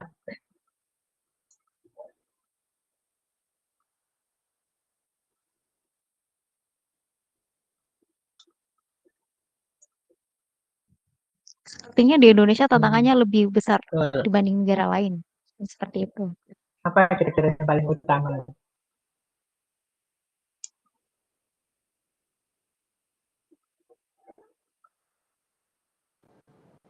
Izin masuk Pak, mungkin di fasilitas yang paling kentara. Ya, fasilitas sih. Sama ini apa? Funding, support funding bagaimana Betul. mendukung pengembangan ini tadi. Ya, jadi mesti kolaborasi ya Pak ya. Ya, betul. Kalau gitu kita lanjut ke beberapa contoh ya daripada penerapan si animal bioteknologi tadi. Nah, yang pertama ini bagaimana kita ingin mengetahui apakah ada alel tertentu di dalam gen yang bisa memberikan manfaat untuk agar si ayam itu bisa lebih tahan terhadap suhu panas. Karena kita tahu sekarang kita sudah memasuki yang namanya climate change, ya kan? Apa namanya, pemanasan global. Pemanasan global itu tidak hanya berefek pada kita, tapi juga berefek pada berbagai hewan. Salah satunya adalah ayam yang merupakan komoditas penting nih. Nah, di Thailand sendiri memiliki banyak nih berbagai jenis ayam lokal. Nah, berdasarkan hasil penelitian, ayam lokalnya itu memiliki ketahanan yang lebih baik daripada ayam yang apa ibaratnya, ayam broiler dan sebagainya. Nah, jadi di sini ingin mengetahui apakah urutan daripada gen di ayam Thailand itu beda sama ayam broiler yang ada di pasaran. Karena kan tadi secara kemampuan dia katanya lebih tahan. Nah, dari sini kita langsung menuju kepada gen yang bertanggung jawab terhadap sifat itu. Salah duanya adalah heat shock protein nomor 70 dan juga heat shock protein 90. Nah, di sini kita perbanyak gennya dan kita analisis sekuennya. Gimana, apakah mereka memiliki sekuen yang sama atau tidak. Nah, hasilnya adalah, ini ada basicnya dulu ya. Jadi sebelum ke sana tadi kita tahu bahwa sebagai makhluk hidup, contohnya di sini adalah ayam, memiliki yang namanya thermoneural zone, yaitu bagaimana suhu itu berpengaruh terhadap optimasi daripada bagaimana dia untuk hidup, bagaimana dia bisa berkembang biak, bagaimana dia melakukan fungsi fisiologis dan sebagainya dengan baik. Itu ada di thermoneural zone. Nah, ketika suhu lingkungannya berubah melebihi upper critical value daripada dia, maka dia biasanya akan mengalami gangguan yang bisa ditunjukkan dengan berbagai sifat. Yang tadi salah satunya seperti penurunan nafsu makan, bisa lebih tinggi rate respiration-nya, dan juga dia lebih sering untuk mengepakkan sayapnya. Nah, ini bisa menjadi pertanda terjadinya gangguan pada metabolismenya, bisa pada fisiologinya, bahkan juga bisa pada akhirnya nanti menyebabkan gangguan secara genetik. Nah, hasilnya tadi ketika kita sudah analisis, ditemukanlah bahwa ada salah satu alel yang setelah kita lakukan analisis filogenetik, dia mengelompok dengan alel yang ditemukan di ayam-ayam yang ada di Timur Tengah. Karena kita tahu Timur Tengah itu adalah daerah yang panas dan kering. Nah, ketika ayamnya bisa bertahan secara alami di suhu yang tadi, berarti kan gennya atau urutan gennya itu beda nih daripada ayam lain yang tidak tinggal di daerah gurun tadi atau daerah yang panas. Nah, di sini kita bisa lihat hasilnya ada satu alel yang mengelompok. Nah, ketika dia mengelompok atau berada di dalam satu clade yang sama berdasarkan filogenetik, maka kita bisa prediksi nih, mungkin alel ini dia memiliki atau mengandung atau memberikan ekspresi yang membuat ayam yang ada di Thailand itu lebih tahan terhadap suhu panas dibandingkan dengan ayam komersial tadi. Tapi kembali lagi ini hanya eksplorasi pertama. Jadi tahap awal kita bagaimana mengetahui apakah urutan gen yang ingin kita ketahui itu beda dengan gen-gen ayam yang ada atau gen-gen ayam secara komersial yang sudah diketahui. Nah, setelah ini kita bisa kembangkan lebih jauh nanti untuk gen editing atau hewan transgenik untuk selanjutnya. Dan juga ini sama. Yang tadi adalah berdasarkan gen ASP70, yang ini HSP90 juga sama. Nah, untuk ini kita menemukan 3 alel yang mengelompok dengan ayam yang berasal dari Tibet. Nah, kita tahu Tibet itu dia memiliki ketinggian yang di atas rata-rata daripada daerah yang lain. Nah, ketika dia memiliki ketinggian di atas rata-rata, kemungkinan ayamnya itu memiliki perbedaan fisiologis yang memungkinkan dia untuk bisa bertahan di keadaan minim oksigen dan sebagainya. Nah, untuk itu kita bisa memprediksi bahwa 3 alel ini mungkin berpengaruh atau memberikan ketahanan tertentu kepada ayam yang mengandung alel ini untuk dapat bertahan di lingkungan yang sulit. Gitu. Nah, untuk selanjutnya, ini masih tentang ayam yang ada di Thailand. Ada yang tahu ini apa? Ayam ya, olahan dari ayam. Nah, beberapa orang ketika memakan ayam, utamanya ayam yang berasal dari broiler dan sebagainya, terutama orang yang sudah berusia, maka biasanya mereka akan merasakan sakit di daerah kakinya, atau yang biasa kita kenal dengan asam urat. Ketika dia makan ayam broiler yang banyak, maka dia biasanya akan sering nih merasakan sakit atau asam uratnya akan kambuh. Kenapa nih bisa kambuh? Nah, karena ayam ini dia mengandung purin yang tinggi. Ketika kandungan purinnya tinggi di dalam suatu produk dan dia masuk ke dalam tubuh, dia akan menghasilkan asam urat yang ketika menumpuk akan menyebabkan sakit seperti ini. Nah, berdasarkan penelitian sebelumnya juga, itu ayam Thailand diketahui mengandung tingkat purin di dagingnya yang sedikit. Nah, karena tadi tingkat purinnya sedikit, maka kemungkinan ketika kita makan dalam jumlah yang banyak, maka asam urat itu tidak akan kambuh. Ini juga sudah dibuktikan dengan wawancara dengan berbagai orang yang sudah berusia lanjut. Mereka bilang ketika mereka makan ayam lokal atau ayam kampungnya di sini, mereka bilang mereka tidak merasakan sakit. Beda dengan ketika mereka memakan uh, ayam broiler. Nah, jadi karena itu kita carilah gen apa kira-kira yang bertanggung jawab terhadap itu. Nah, di sini kita menemukan satu gen, namanya ADSL. Nah, ini adalah gen penyandi enzim yang bertanggung jawab dalam biosintesis purin.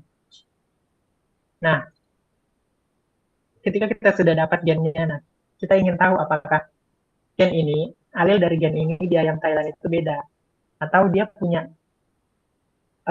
urutan yang sama sebenarnya, nggak ada bedanya. Terus setelah kita analisis sekuennya, kita lihat di sini bahwa alel daripada ayam Thailand dia minta nih daripada alel ayam-ayam dari daerah lain. Di sini kita bisa ambil kesimpulan atau kita bisa memprediksi bahwa, nah, di sini dia beda nih, berarti kemungkinan dia juga memiliki alel ini, dia kemungkinan juga akan memberikan efek yang beda. Efeknya itu uh, bisa berupa tingkat atau kandungan purin yang dihasilkan ayam yang memiliki alel-alel ini akan lebih rendah daripada ayam yang biasanya.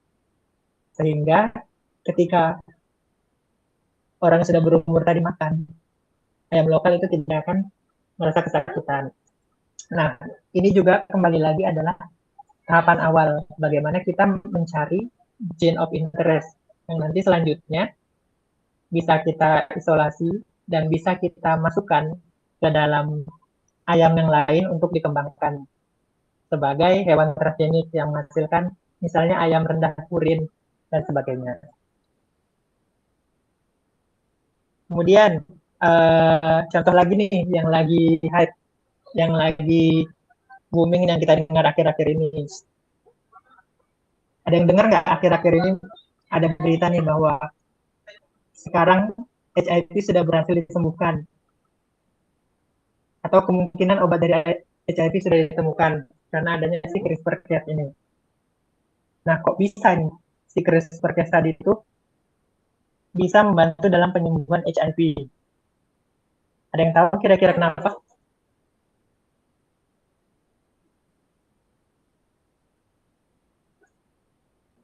Ayo adik-adik dijawab pertanyaannya.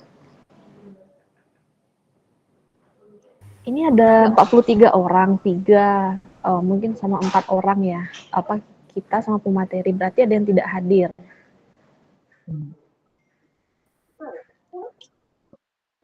Ya Ibu, ini ada yang satu device. 55 sih harusnya ya. 53. 33 kelas A, 20 kelas C. Ibu ini satu orang mandi. Apa? Satu device 6 orang Ibu. Berapa? 6 orang. Iya. Ya udah 6 orang ini ada yang bisa menjawab tidak pertanyaan dari Pak Ivan tadi.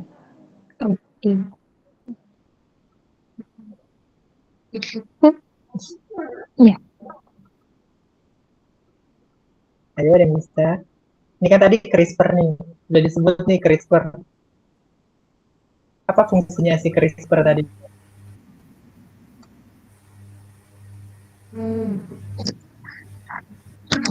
Masih ingat nggak tadi itu fungsinya CRISPR tadi itu apa?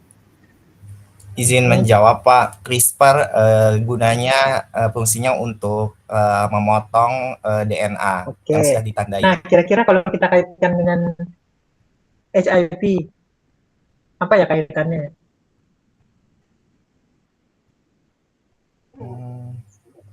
Ayo ada yang bisa kira-kira?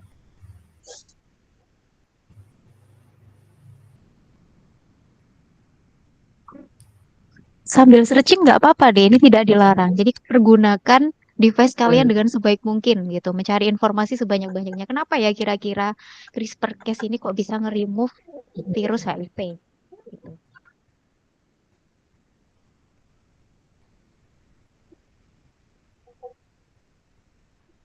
Ada yang tahu? Jawabannya ada di slide selanjutnya.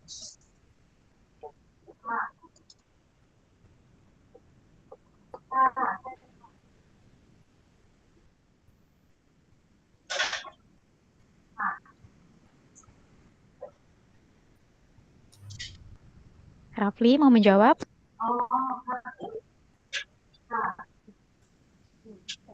Nggak apa-apa, salah nanti dibetulkan sama Pak Budi. Ya, ada jawaban yang salah. Saya izin menjawab, tapi maaf Iya.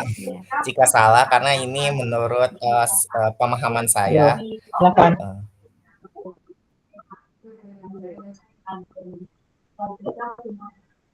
Jadi CRISPR ini diinjeksikan untuk menghapus SIP, yaitu semirip semacamnya HIV, tapi dari Genomes of Non-Human Primates.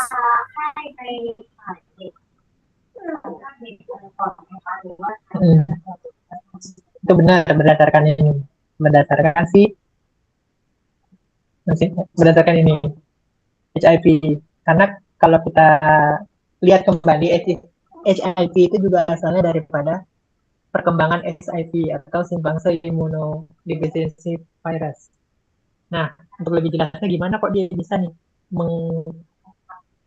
membuat orang yang terkena HIV jadi sembuh. Nah, jadi intinya ini ada penjelasan di paper ini.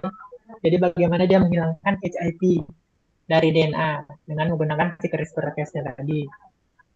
Jadi yang mereka lakukan pertama adalah mempelajari genom daripada HIV. Bagaimana genomnya si HIV tadi. Nah, kemudian mereka lihat nih, ada daerah ini nih, daerah antara yang menyandi protein terkait dengan perbanyakan si virus tadi dan juga DNA di virus yang menyandi polymerase atau untuk memperbanyak DNA-nya dia sendiri. Nah, di antara genomnya tadi, mereka menemukan nih ada yang namanya PAM atau semacam penanda yang bisa digunakan oleh si CRISPR-Cas tadi untuk menandai dan memotong. Nah, kemudian mereka mencobalah dengan menggunakan si tikus tadi. Tikusnya ini diinfeksi dengan HIV. Kemudian mereka juga menggunakan sel daripada tikus tadi, embrio fibroblast yang sudah juga diinfeksi dengan si HIV tadi. Kemudian bisa kita lihat di gambar yang C. Nah, yang paling atas itu adalah sekuen yang untuk orang secara normal yang terinfeksi HIV atau sel yang secara normal terinfeksi HIV. Maka mereka akan memiliki urutan ini nih. Kelihatan ya kayaknya. Nah, urutan yang ini nih, yang di tengah, yang tidak berwarna, sama yang hijau. Nah, kemudian mereka juga menganalisis nih, setelah beberapa waktu daripada si tikus tadi, dan juga dari fibroblast. Nah, mereka menemukan bahwa ternyata hasil daripada genomnya si tikus dan juga genomnya embrio fibroblast ini, sudah nggak ada nih daerah yang tadi menyebabkan HIV itu. Nah, berarti si CRISPR-Cas tadi, karena dia fungsinya adalah memotong gen, jadi dia bisa mengeksisi atau membuang daripada urutan gen yang membuat si HIV tadi menjadi berbahaya. Kemudian mereka teslah dari berbagai jaringan. Kita lihat di gambar yang D, ini dari darah, dari otak, dari jantung, kidney, dan sebagainya. Terus dilihatlah, bisa kita lihat line pertama, yang nomor 1 itu adalah kontrol. Jadi jaringan daripada tikus yang terinfeksi HIV, tapi dia tidak diberikan treatment atau tidak diberikan CRISPR-Cas. Sedangkan yang kedua itu adalah jaringan daripada tikus yang diberikan CRISPR-Cas. Kemudian yang ketiga itu adalah daripada si fibroblast. Nah, kita bisa lihat bahwa semuanya dari line 2 dan 3 itu menghasilkan band dengan panjang sekitar 160. Nah, di sini berarti apa nih? Kok yang 2, 3 ini ada ada bandnya atau ada pitanya nih dengan ukuran 160. Sedangkan yang tidak di treatment tadi tidak ada. Nah, jadi di sini berarti gen antara 2 dan 3 itu dia sudah kehilangan bagian 160-nya. Karena ketika kita mengecek genom daripada satu individu di dalam elektroforesis, itu kita bisa lihat ketika dia tidak hanya muncul satu gen, berarti genomnya itu masih utuh atau ukurannya itu sama semuanya. Itu berbeda dengan gen yang ini. Ketika kita melihat ada lebih dari satu band, berarti genom daripada atau DNA yang ada di dalam sampel itu dia memiliki ukuran yang berbeda. Nah, di sini kita bisa katakan bahwa treatment yang mereka berikan, mereka berhasil untuk membuang atau mengeksisi genom daripada virus HIV tadi daripada genomnya si sel utamanya tadi. Di sini bisa kita lihat ketika dia tidak di treatment, berarti si 160-nya ini masih bergabung nih dengan yang di sini, dengan genomnya. Sedangkan yang lain dia udah misah karena dia sudah dieksisi atau sudah dipotong. Itu bisa juga kita lihat kembali di yang C tadi. Ketika len 1, dia masih ada nih yang warna merah, warna putih, sama warna hijau. Kemudian nah, sedangkan yang sudah di treatment dia tidak ada. Tidak ada kan berarti dia sudah misah, terpotong. Sudah keluar daripada gennya si tikus tadi.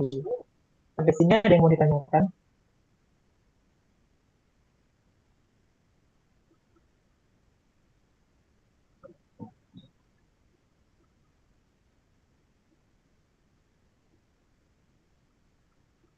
Atau masih bingung? Bingung sepertinya, Pak. Nggak apa-apa, pelan-pelan. Oke, diulangi lagi ya. Kalau kita lihat yang C, yang baris pertama, itu kan ada bagian yang panjang nih. Sedangkan di baris 2, 3, nggak ada kan? Kayak tanda strip. Nah, ini yang panjang ini berarti adalah daripada sampel yang si tikus yang sudah diinfeksi HIV, tapi dia tidak diberi treatment, tidak dikasih si CRISPR-Cas. Berarti di dalam gennya si HIV tadi belum dibuang nih, masih nyatu di dalam genomnya dia, di dalam DNA-nya si tikus tadi. Sedangkan yang baris 2, 3 itu udah nggak ada kan, makanya ditandai dengan strip tadi ketika disejajarkan. Kenapa ada strip tadi di sekuen ini? Karena tadi si CRISPR-Cas, karena 2 ini sudah diberi treatment oleh CRISPR-Cas, makanya si CRISPR-Cas sudah bekerja dan sudah memotong daerah ini tadi. Makanya ketika kita sejajarkan, yang ini kosong di antara yang kedua dan ketiga. Begitu juga ketika kita cek di elektroforesis. Masih bingung?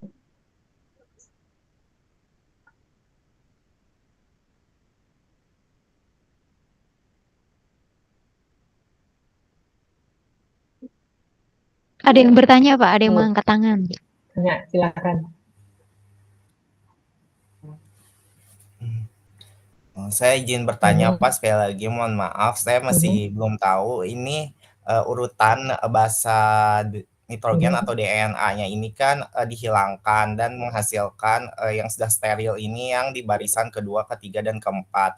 Nah, itu cara mengetahui bahwa si urutan yang sejajar ini dia itu terkena HIV atau gennya ini bagaimana caranya Pak? Dia mengetahui bahwa ini adalah pembawanya. Nah, kalau itu dari kondisi yang sudah dia tentukan nih. Jadi kita udah tentukan awalnya.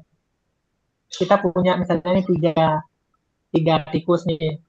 Satu tikus kita nggak kasih apa-apa. Kita cuma paparkan dia terkena HIV. Tiga-tiganya ini kita paparkan dengan HIV ini. Berarti kan 3 tikus tadi ini kena HIV semuanya. Nah, tikus yang nomor 2 dan nomor 3 kita kasih si CRISPR-Cas sebagai treatment. sedangkan yang tikus nomor 1 tidak.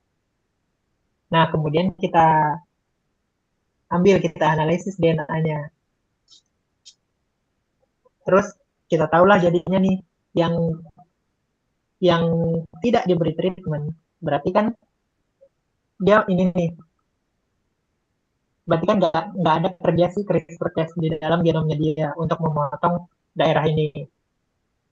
Sedangkan yang 2 sama 3 tadi kan kita beri CRISPR. Kita kasih treatmentnya CRISPR kan. Nah, setelah kita analisis sequence-nya lagi, kita lihat nih, wah ternyata ini ya daerah berbahaya di sini sudah dipotong ya sama CRISPR. Daerah berbahaya yang sudah daerah berbahaya untuk si HIV tadi. Nah, sampai sini masih bingung? Ada perlu dijelasin lagi?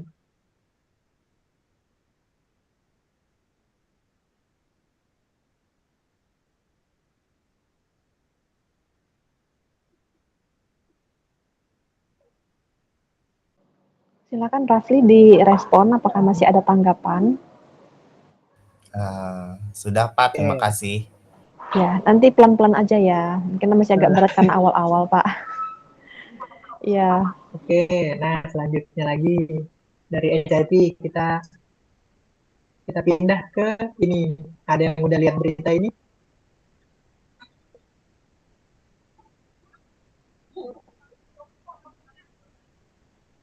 Berita ini baru viral tahun ini tentang bagaimana suatu perusahaan biotek dia mengembalikan, dia bilang dia sudah berhasil di-extensionkan si dire wolf ini, dan juga masuk di majalah Science. Ada yang udah dengar? Sepertinya sudah Pak Nah, ini. Karena di pertemuan pertama tentang pengantar etika ini sudah dijelaskan. Ini adalah kerja daripada bioteknologi juga loh. Nah, kenapa? Kira-kira apa kaitannya dengan yang kita pelajari? Kenapa kok ini ditampilkannya? Nah, atau bagaimana kok dia bilang berhasil menghidupkan kembali yang sudah mati, yang sudah punah? Nah, mari kita lihat di sini. Sama sebenarnya teknik utama yang mereka gunakan, seperti yang sudah kita pelajari. Jadi di sini mereka mengambil daripada si serigala abu-abu yang mirip dengan mereka, dengan yang ingin mereka hidupkan kembali tadi. Terus kemudian dari sini mereka ambil nih sel darahnya, kemudian mereka modifikasi. Setelah dimodifikasi, mereka ambillah sel daripada si anjing rumah atau anjing yang biasanya mudah ditemukan. Kemudian mereka ganti tadi nukleusnya daripada sel telurnya si anjing dengan nukleus daripada si grey wolf yang sudah dimodifikasi. Kemudian mereka masukkan, mereka tanamkan kembali ke dalam rahimnya si anjing. Kemudian setelah beberapa saat berhasillah mereka membuat si serigala tadi, dire wolf yang udah punah tadi untuk dapat hidup kembali. Kira-kira tahu nggak yang dia bilang genetic engineering? Apa sih sebenarnya yang mereka lakukan di genomnya si grey wolf ini biar kok tiba-tiba hasilnya jadi yang lain nih? Jadi hewan yang sudah punah, kok nggak jadi grey wolf lagi?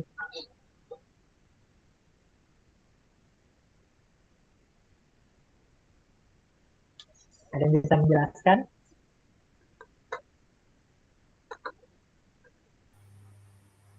Ada yang masih ingat nggak materinya yang disampaikan Bu Eliza di pertemuan pertama?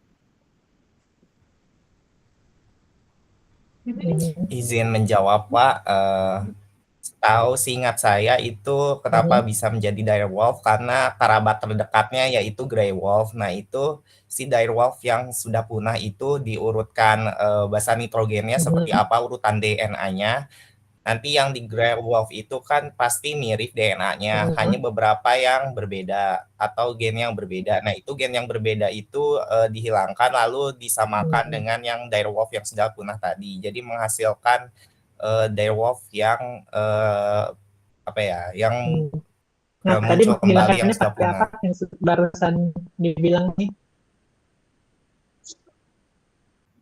Kan tadi disejajarkan katanya kan antara direwolf genome dengan si grey wolf.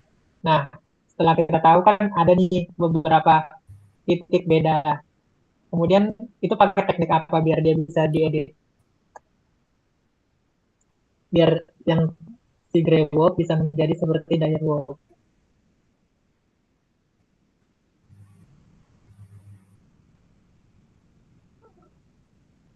Mungkin menggunakan CRISPR case, Betul. benar tidak Pak? Jadi mereka edit dengan teknik CRISPR-Cas. Nah, karena tadi tekniknya, technically yang dilakukan seperti itu, apakah itu benar apa enggak? Nah, ini masih memunculkan perdebatan sampai sekarang. Kira-kira yang mereka lakukan itu apakah menghidupkan kembali si direwolf atau hanya menghasilkan hewan transgenik daripada grey wolf? Kira-kira yang mana nih? Kalau berdasarkan proses yang sudah dilakukan, yang sudah dijelaskan tadi proses bagaimana mereka menghasilkan direwolf tadi. Apakah beneran mereka menghidupkan kembali atau sebenarnya cuma menghasilkan hewan transgenik aja?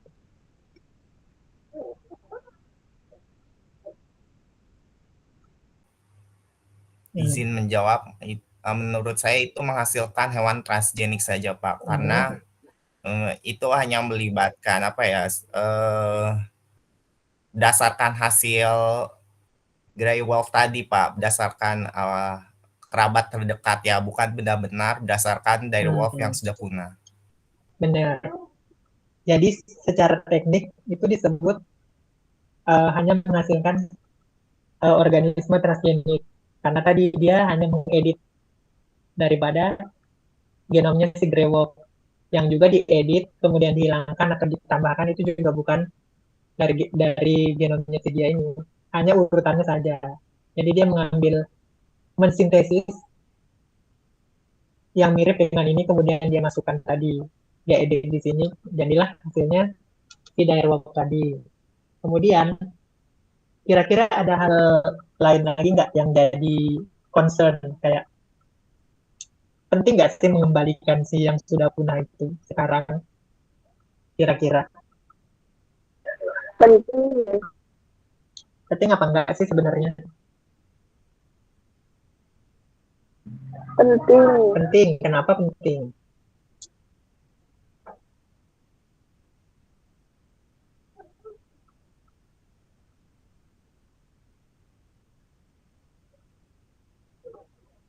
Siapa tadi yang jawab penting?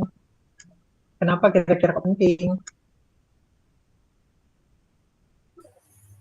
Nah, izin menjawab Pak, mungkin pentingnya itu karena ke ilmu pengetahuan dan apa ya, buat pengembangan teknologi. Jadi kita bisa manfaatkan teknologi yang ada untuk melakukan percobaan sehingga bisa melakukan transgenik. Mungkin bagi sisi manfaatnya bagi manusia tidak ada, tapi untuk pengetahuan ada. Nah, untuk lingkungan sendiri ada nggak sih manfaatnya? Karena kan kita tahu bahwa kalau di ekologi nih, biasanya predator puncak itu berperan sebagai kunci kesehatan ekosistem dan sebagainya, bla bla bla. Kira-kira dengan mengembalikan ini ada manfaatnya apa enggak? Ada, Pak. Ya, apa tuh manfaatnya?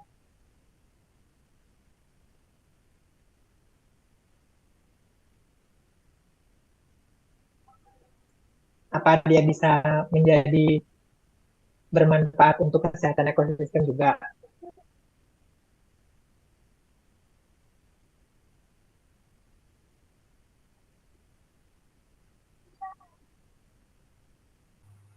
Menurut saya tidak Pak, karena direwolf yang sudah punah tadi kan sudah terseleksi oleh alam sehingga dia punah. Jadi kemungkinan kehadirannya yang sudah dikembangkan oleh manusia saat ini tidak ada kontribusinya, Pak. Terima kasih. Betul. Jadi beberapa ekologis itu bilang secara tadi ekosistem, dia kan hidupnya beberapa tahun yang lalu nih, kayak puluhan ribu tahun yang lalu. Sedangkan sekarang udah berubah nih landscape atau ekosistem yang Mohon maaf Pak Budi, putus-putus oh suaranya. ya, Suaranya terputus-putus. oh ya, jaringannya jelek kayaknya. Oke, saya ulangi ya. Apa udah jelas maksudnya suaranya?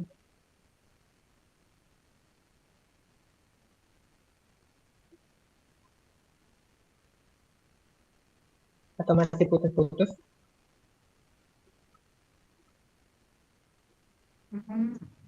Oke, Sudah jelas sekarang. oke, kita lanjut ya. Nah tadi secara ekologis bilang dia kan hidupnya berapa ratus ribu tahun yang lalu nih. Sedangkan sekarang keadaan sekarang sama dulu udah berbeda. Nah, dengan mengembalikan dia apakah beda? Memberikan manfaat? Apakah dia bisa memberikan manfaat atau tidak? Sedangkan mungkin yang dulu adalah habitat dia udah berubah jadi perkotaan mungkin atau sebagainya.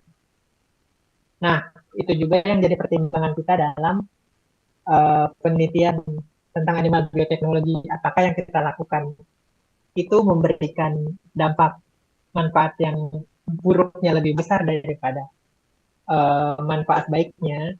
Itu juga yang harus kita perhatikan dalam melakukan penelitian terkait dengan animal bioteknologi.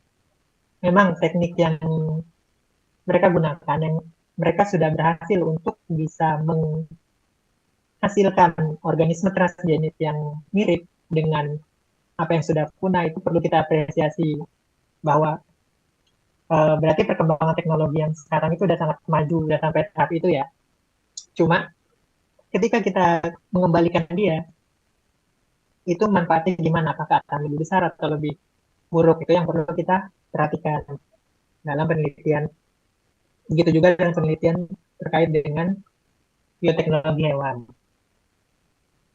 Oke, sekian materi yang saya sampaikan. Kalau ada pertanyaan atau hal yang kurang, mohon dimaafkan.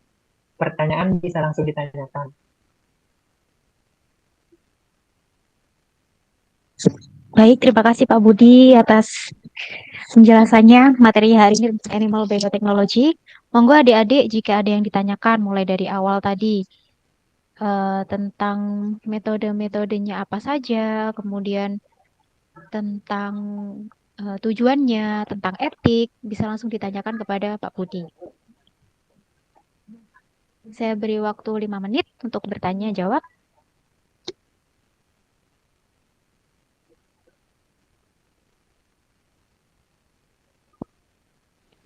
Belum ada ya Bu Sin? Izin masuk. Bu Fitri, monggo. Yeah. Assalamualaikum. Izin masuk Bapak Ibu. Assalamualaikum warahmatullahi wabarakatuh. Oke, perkenalkan Pak Tifan Budi, saya salah satu dosen pengampu mata kuliah pengantar dan etika bioteknologi. Ya. Sebelumnya terima kasih ya Pak atas waktunya untuk teman-teman di UNESA. Pak Tifan dari Kosesak ya Pak? Lulus dari Kosesak. Oh ya. Saya juga kebetulan punya relasi di sana juga, tapi di food science gitu. Mungkin iya, sedikit pertanyaan mungkin dari saya. Sebentar. Mungkin pertanyaannya bukan mengenai yang tadi disampaikan, karena sepertinya sudah sangat jelas ya Pak. Kan karena ini juga salah satu, namanya overview buat teman-teman di, untuk semester 1 ini memang diberikan pengantar seperti itu untuk memberikan gambaran bahwa bioteknologi ini memang banyak ya pengembangannya, bisa di berbagai bidang. Salah satunya nih di bidang animal seperti itu, nggih.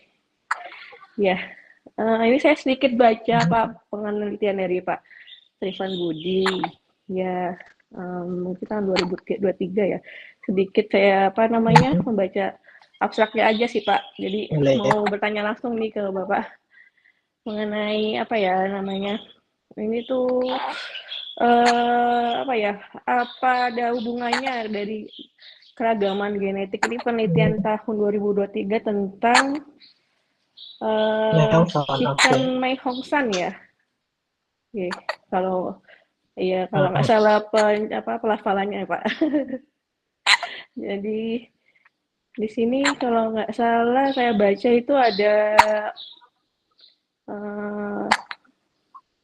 teknik penggunaan 28 microsatellite marker ya dan mitokondria ini.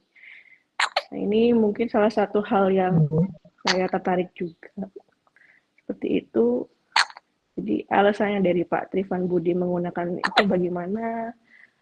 Lalu mungkin bisa dijelaskan kemarin saat penelitian ini kira-kira salah satu kendalanya menggunakan metodologi tersebut begitu. Lalu yang kedua, ini kalau saya tidak salah baca ya Pak, karena baru sedikit membaca untuk abstraknya ini ada mencari hubungan keragaman genetik terhadap kemampuan adaptasi ayam tersebut ya. Jadi bagaimana Pak dari hasil penelitiannya itu?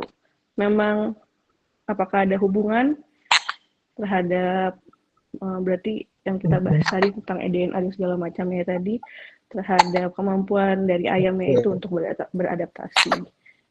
Ya, seperti itu. Terima kasih Bapak. Terima kasih pertanyaannya Bu. Yeah. Nah, jadi untuk ayam Hongson, jadi sebenarnya yang kita mau lakukan pertama itu adalah pendataan keragaman genetik dasar, karena di sini itu punya berbagai varietas, berbagai breed daripada si ayam tadi yang belum kita tahu nih informasi dasarnya. Kadang juga di sini tuh masih ada perdebatan kayak, oh ayam ini itu datangnya dari ayam A loh, terus atau enggak dia pengembangan dari ayam B bla bla bla. Nah untuk itu jadi kita ingin apa istilahnya inventarisasi keragaman genetiknya dulu, apakah setiap breed yang ada tuh dia punya ciri khas genetiknya sendiri-sendiri atau enggak. Nah untuk ayam Hongson kita lihat dari hasil itu kita lihat dia memiliki apa istilahnya gene pool yang beda daripada ayam yang lain. Kemudian setelah ditelisik juga secara socio-culture. Nah jadi ayam ini memang diternakan khusus. Ibaratnya kalau di Indo kayak ayam cemani gitu untuk ritual bla bla bla untuk ini. Nah kemudian juga ketika dia memiliki ketika dia memiliki karakteristik genetiknya sendiri yang misalnya udah berbeda nih daripada yang lain. Nah, berarti kita bisa prediksikan bahwa oh berarti dia udah bahasa sekarang berdamai dengan tempatnya. Jadi ketika dia sudah berdamai dengan tempatnya itu dia bisa bertahan lebih lama, dan juga karena dia udah berdamai jadi dia udah punya genetik dia sendiri. Nah setelah itu ada juga kita setelah kita wawancara sama orang senior gitu, dia bilang ini loh ketika saya makan ayam Hongson ini nggak sakit loh, asam urat saya nggak kambuh loh, beda sama ketika saya makan ayam broiler atau ayam yang biasanya dijual di pasaran, dia bilang gitu kan. Nah kemudian kami tes lah ayam-ayam ini, maksudnya apa ada urutan alel yang beda nih. Nah ternyata kita temukan ternyata memang beda, maksudnya secara filogenetik dia udah berada di klat yang berbeda. Berarti kan bisa kita katakan kemungkinan fungsinya juga dia udah berbeda. Cuma ini masih tahap awal. Jadi belum belum ada tahapan selanjutnya lagi. Untuk selanjutnya kita bisa cek dengan fungsional analisis. Jadi itu kayak kita pilih individunya, terus kita cek genetiknya, kemudian kita korelasikan dengan kandungan yang tadi kalau misalnya interest kita di purin, terus kita tes purinnya nih. Nah dari alel yang kita temukan tadi apakah dia memang berkorelasi, misalnya individu 1, 2, 3 punya alel A, sedangkan yang lain punya alel B. Nah setelah kita tes dari kandungan purinnya, misalnya tadi yang A, purinnya ternyata jauh signifikan lebih kecil daripada yang punya alel B. Nah berarti kan kita bisa tahu nih bahwa A dan B ini berbeda karena si alelnya tadi juga berbeda. Terus untuk apa lagi tadi, tantangannya atau kesulitan gitu ya untuk teknik. Oke, Pak. Ya, Nah untuk ayam itu, yang didapat di lapangan. Ya. untuk ayam itu biasanya lebih ke ini sih, saat kita mau publish, karena penelitian ayam itu udah sangat banyak. Jadi biasanya Banyak ya? untuk Oh, publish iya, ya. kita harus butuh teknik yang advance, yang sudah kayak Untuk Genom. menunjukkan ke pembaharuan gitu ya, Pak udah di ya. level genome wide something gitu. Soalnya waktu itu kami pernah publish dan dibilang ini pakai mikroskop sudah nggak sesuai untuk publikasi internasional tentang ayam. Oh, Karena begitu. udah tersedia banyak genom dan sebagainya.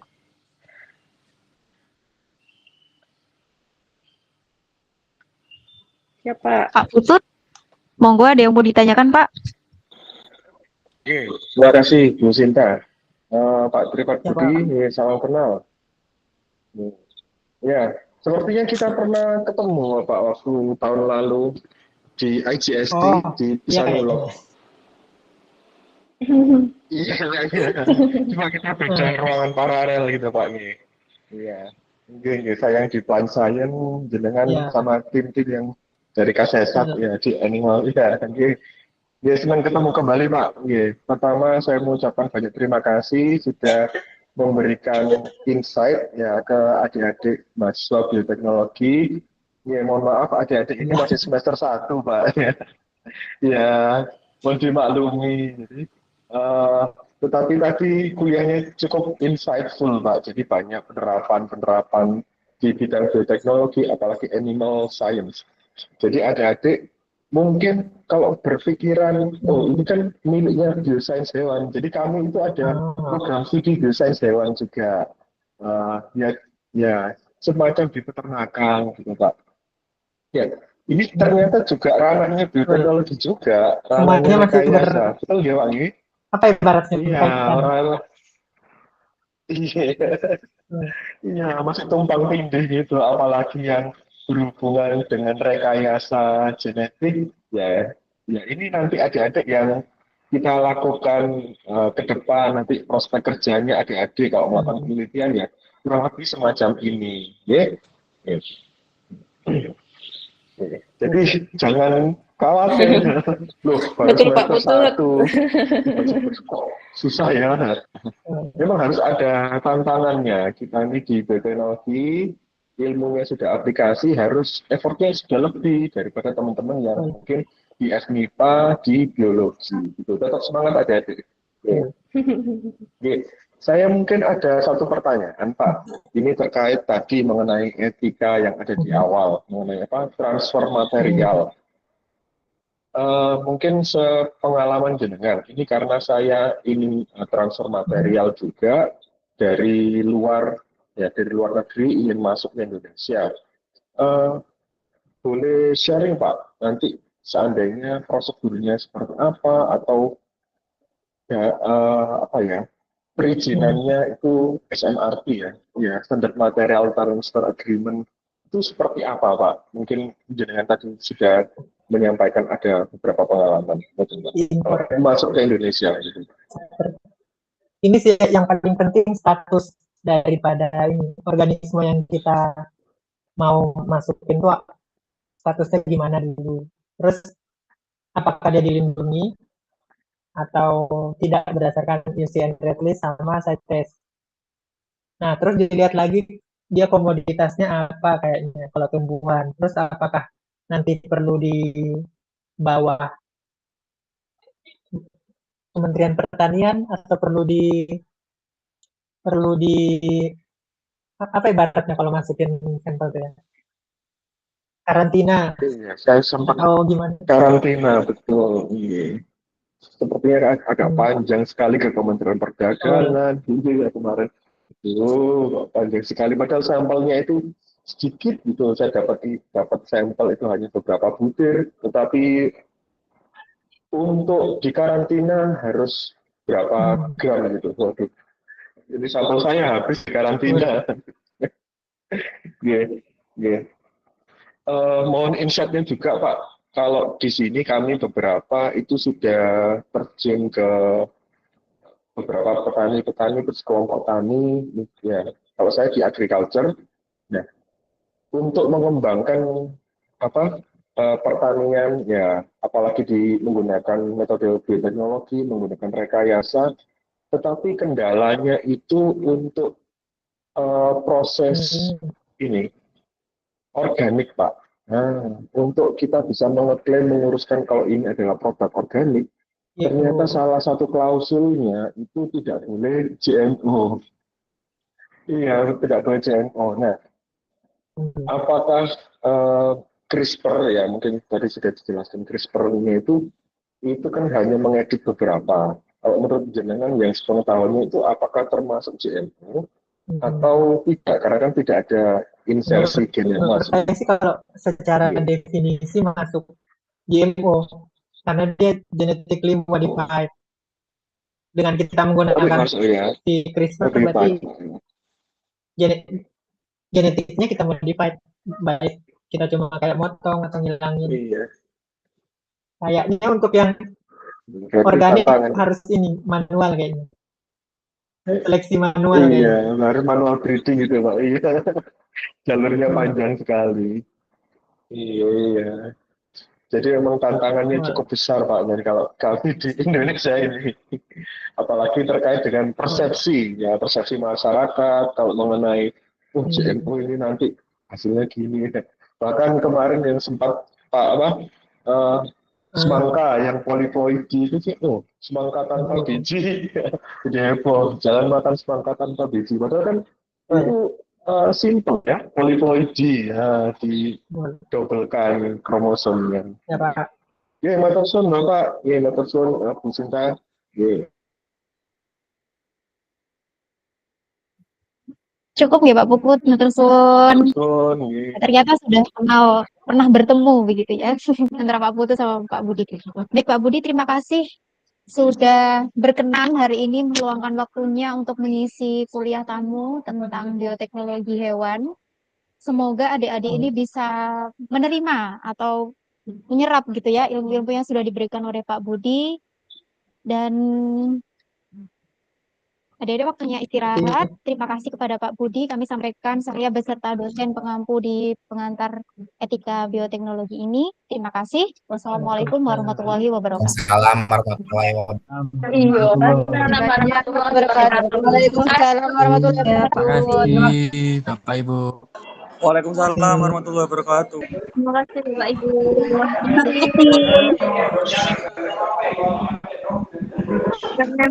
Terima kasih. Alhamdulillah.